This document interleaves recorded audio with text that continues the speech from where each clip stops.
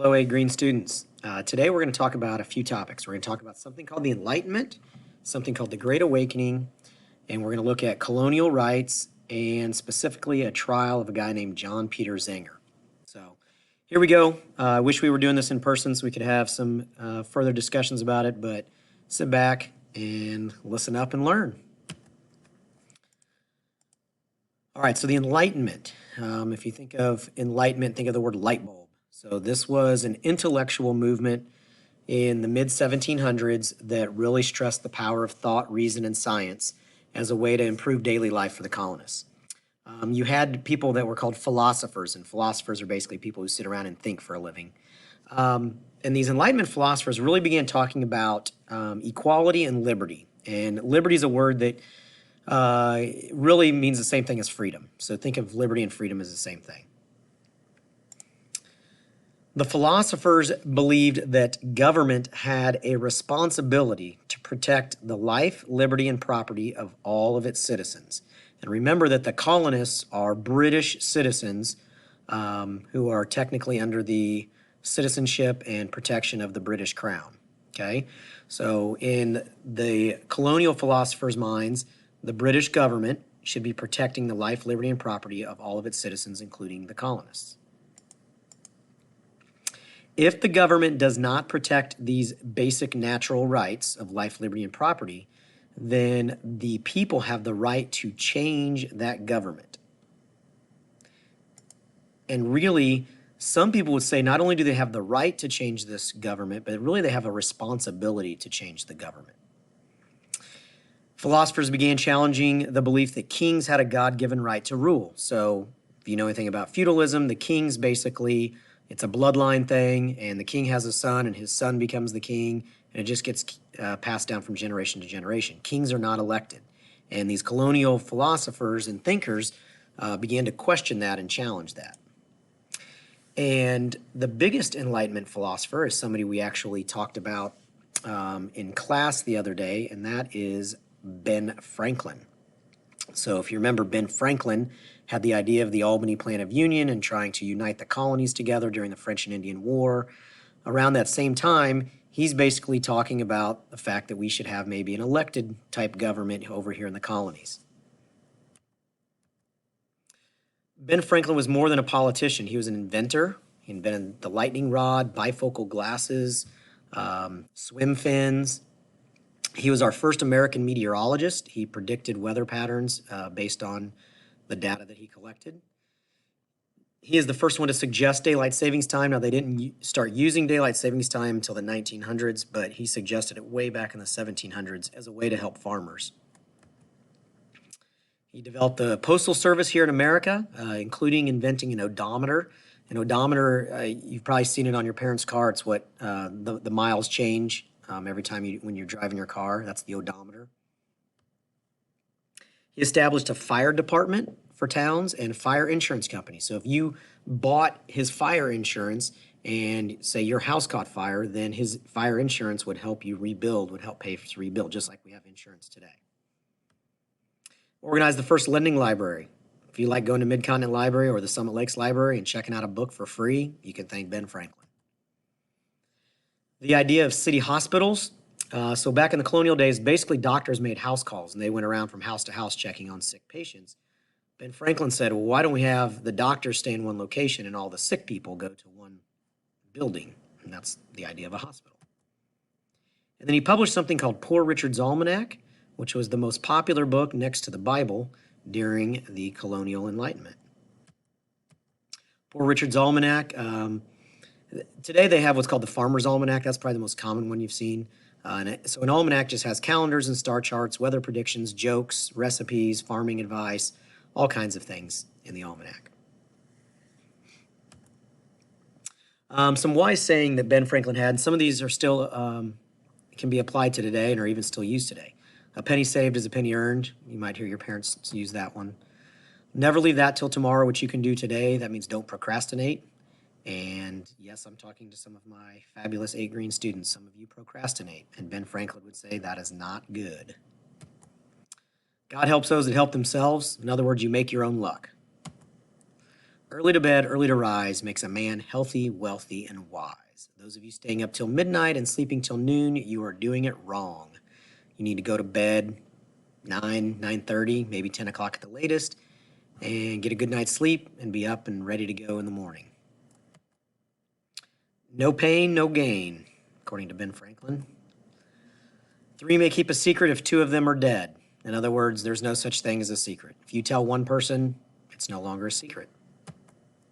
And then eat to live, not live to eat, which is funny because Ben Franklin loved to eat. That guy would have loved a good Golden Corral buffet if he lived in 2020, although I think Golden Corral buffets are still shut down because of the pandemic. And then well done is better than well said. Don't tell me you're going to do something, go do it. Well done is better than well said. So that's a little bit about the Enlightenment. Now let's transition to the Great Awakening. John Green mentioned this briefly the other day in one of his video clips.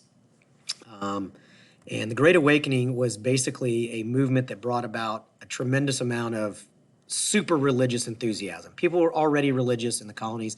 Now, like John Green said, they went from being religious to super religious. The difference with the Enlightenment is they started talking about some topics outside of religion, such as society and government. And the ministers became known as revivalists. They basically would travel around to large crowds, and these are known as revivals.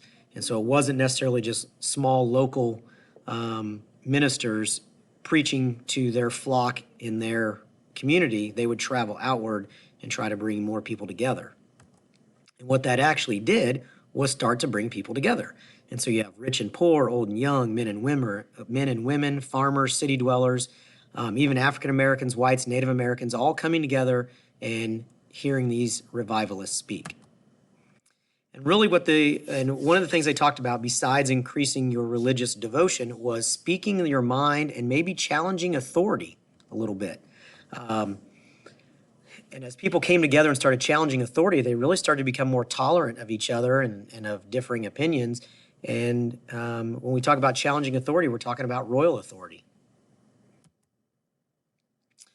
So the Enlightenment and the Great Awakening really when we talk about them, we talk about the fact that it brought colonists together, and rather than just thinking kind of in their own small colonial town bubble, they really started thinking of something larger, and that's the idea of an America. Yes, people called this America or the American colonies, but nobody referred to it as America. That starts to come here in the mid to late 1700s. And this also gets colonists thinking about equality, liberty, and a term that we're going to use a lot in the next chapter, and that's independence. The idea of independence meaning let's break away from England and become our own nation.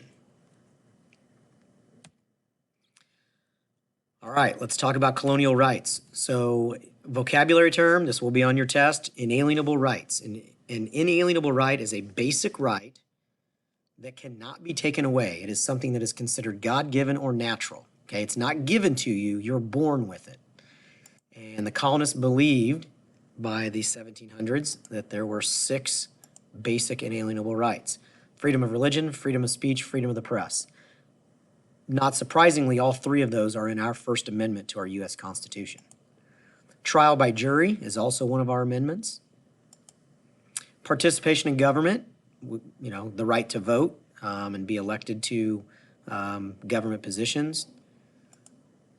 And then number six was a colonial idea that basically the colonists wanted to only pay taxes to an elected government. In other words, they did not want to pay taxes to Parliament, which is the government located over in London, England. They were okay with paying colonial taxes to governments here in the colonies that they elected, but they did not want to pay taxes to the Parliament.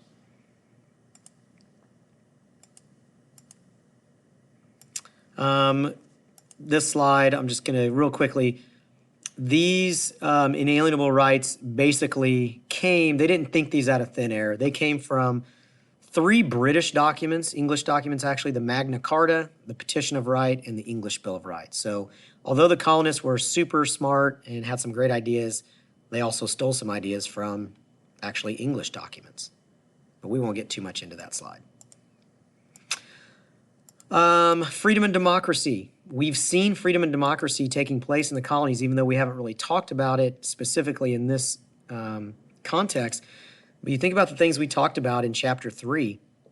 We talked about the House of Burgesses, an elected government in Virginia, the General Court. Remember, they were in charge of the Salem witch trials, but they were an elected government in Massachusetts. The Mayflower Compact, a plan for self-government. Thomas Hooker's Fundamental Orders of Connecticut was the first official constitution in the colonies and outlined the duties of government there. New England town meetings, William Penn's frame of government, his awesome rules for the Quakers, and then Maryland's Religious Toleration Act. So the colonists had been developing their own freedom and democracy over here. Yes, they brought some things from England, but they also created some of their own freedom and democracy ideals.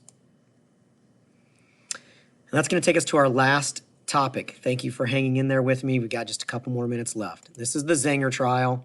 John Peter Zenger was a journalist writing for the newspaper called the New York Weekly Journal. In 1735, he criticized the royal governor. Well, when you criticize the royal governor, you are in essence criticizing the king because the king appointed the royal governor. And he called him a rogue, which is a fancy word for criminal, accused him of illegally removing a judge from office and trying to fix an election with invalid voting results. And the royal governor had him charged and arrested, and they arrested him for the crime of libel. And libel means you have printed false statements, which is punishable by prison. So Zenger's lawyer had to convince the jury that people have the right to speak and print the truth. Now, it may be damaging to the reputation of somebody, but if it's the truth, then there should be no punishment.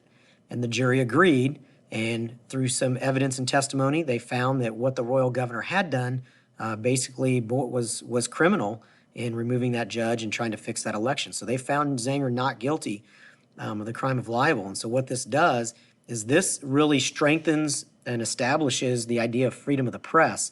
And that's going to be really important moving forward, because a lot of the revolutionary ideas that we have, the only avenue that the revolutionary leaders have to spread those is through print media.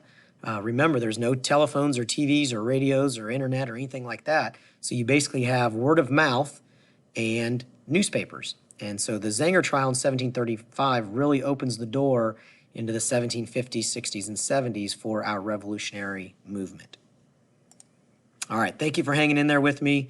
I'm sure that was the best 12 and a half minutes of your day. I will catch you later, and we are almost done with this unit, so it is time to start wrapping up and thinking about testing.